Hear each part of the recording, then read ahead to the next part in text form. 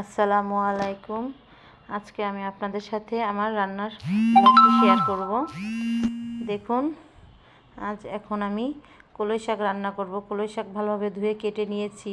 এখন আমি চুলায় দিয়ে দিচ্ছি। তেলের উপরেই রসুন মরিচ পেঁয়াজ দিয়ে শুকনো মরিচ দিয়ে বাগার দিয়েই কলই শাকটা রান্না করব।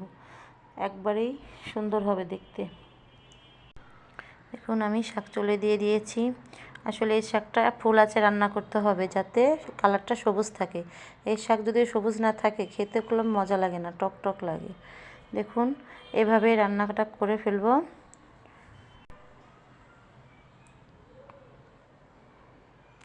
এখন আমি কলই শাকটা ভালোভাবে ছড়িয়ে দেব যাতে ঠান্ডা হয়। ঠান্ডা হওয়ার পরে কলই শাক বেড়ে ফেলবেন। আর গরম গরম যদি আমরা কলই শাকটা বাড়ি তখন ওই ভাপে শাক লাল হয়ে যাবে, তখন খেতে একটু মজা লাগবে না। যাই হোক, আমার কলই শাকটি রান্না করা হয়ে গিয়েছে, ছড়িয়ে দিয়েছি। এখন আমি অন্য চুলায় আলু সেদ্ধ করে নিব। আজকে আমি আলু ভর্তা করব, তাই আলু ভালোভাবে কেটে ধুয়ে নিয়েছি। সুন্দর করে ধুয়ে এখন আমি চুলায় দিয়ে দিচ্ছি। আলু সেদ্ধ হলেই এটা নামিয়ে ফেলবো।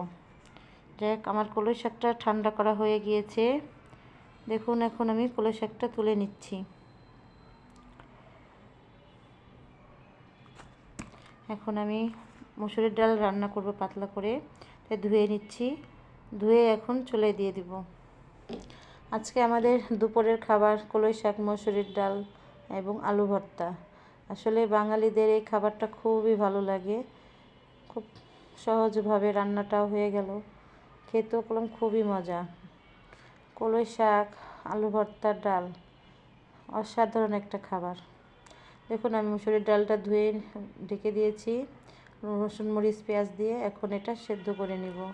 এদিকে আবার আলু সেদ্ধ করা হয়ে গিয়েছে। এখন আমি আলুটা তুলে নিব। নেওয়ার পরে আলুগুলো ভালোভাবে ম্যাশ করে নিব।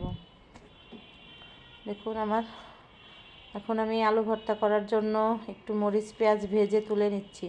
এটা আমি শুকনো মরিচ পেঁয়াজ তেলে ভেজে ভর্তা করে নেব। আলুটা যদি গরম গরম কাঁটা চামচ দিয়ে আমি ডলে ম্যাশ করে নেব যাতে কোনো দানা দানা না থাকে। এভাবে আলুটা ডলে নিলে খুব সুন্দর হয়। দেখুন, করা শেষ হয়ে গিয়েছে। এই তো আজকে রান্নাবান্নার আয়োজন চলছে। এখন আমি মরিচ পেঁয়াজটা একটু গুঁড়ো করে নিব ভর্তা করার জন্য। যাই হোক, আমার এদিকে মরিচ পেঁয়াজ গুঁড়ো করা হয়ে গেছে। এখন আমি আলুটা ভর্তা করে নিচ্ছি সরিষা তেল দিয়ে। ধনিয়া পাতা তো নেই ঘরে আজকে, তাই আমি কোনো কিছুতেই ধনিয়া দিয়ে পাতা দিতে পারছি না। যাই হোক, দেখুন আমার ডালটাও সেদ্ধ হয়ে গিয়েছে। সুন্দর করে ডালটা ঘুটে নিচ্ছি, একটু হলুদের ফাঁকি দিয়েছি। এখন আমি পানি দিয়ে এটা আবার জাল করে নিব। এদিকে অন্য চুলায় বাগারের জন্য রসুন কুচি পেঁয়াজ কুচি দিয়ে ফোড়ন দিব।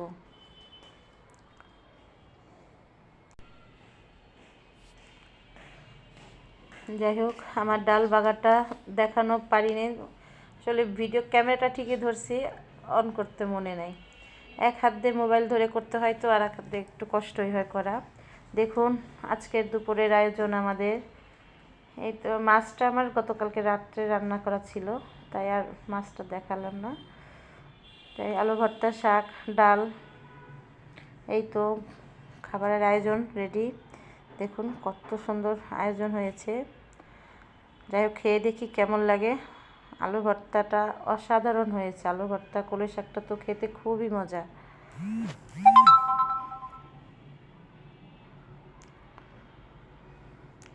যাই হোক, আজকের মতো আমার ব্লগটি এই পর্যন্তই। সবাই ভালো থাকবেন।